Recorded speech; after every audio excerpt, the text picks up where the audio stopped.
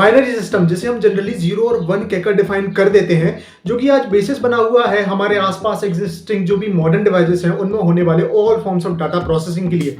So you see it is a really great creation जिसके कारण हमारे आसपास इतनी अमेजिंग गैजेट्स अवेलेबल हैं। और इस क्रिएशन के लिए हम लोग क्रेडिट देते हैं एक 17th सेंचुरी के वेस्टर्न पॉलीमैथ लिबनीज को।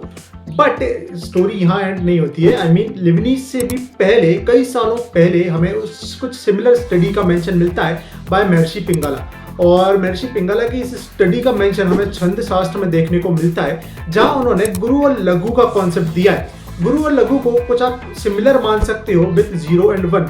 अब इसमें महर्षि पिंगला ने रिदम और वाइब्रेशंस की स्टडी करके ये कॉन्सेप्ट दिया गुरु लघु का, जिसको आप सिमिलर मान सकते हो 0 और 1 के। इस गुरु और लघु के कॉन्सेप्ट को एज यू सी कि जब मैथमेटिक्स एज अ लैंग्वेज नहीं थी उस समय संस्कृत एज अ लैंग्वेज को यूज करके इसका कॉन्सेप्ट दिया गया गुरु और लघु का। सो इसका एक एप्लीकेशन भी हमें संस्कृत में ही देखने को मिलता है, जिसमें कि गुरु में आप देखोगे कि दीर्घ स्वर आते हैं या लंबे स्वर आते हैं, जैसे कि बड़ा आ, बड़ी ई, बड़ा ऊ आदि। और लघु में छोटे स्वर आते हैं, जैसे कि छोटा आ, छोटी ई, छोटा ऊ आदि।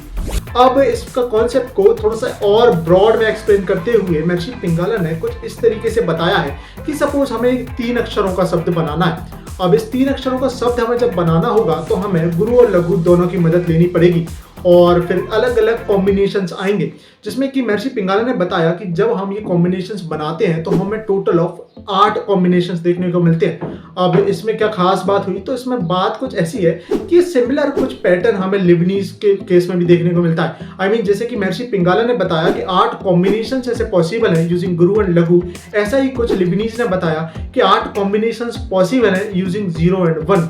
सो you see is it just a coincidence? मैं आपसे पूछना चाहता हूं कि क्या आपको सिर्फ ये कोइंसिडेंस दिखता है? Let me know in the comments कि आप लोग इस बारे में क्या सोचते हो। मैं आपके ओपिनियंस जेन्युइनली जानना चाहूंगा। और इनकेस अगर आप इनविजिबिलिटी यानी कि अदृश्यता के पीछे का विज्ञान जानना चाहते हो तो मेरे इस वीडियो को चेकआउट करना बिल्कुल नहीं भूलना, आपको सारी इन्फॉर्मेशन मिल जाएगी। और हम मिलेंगे किसी और वीडियो में। जय मां भारती।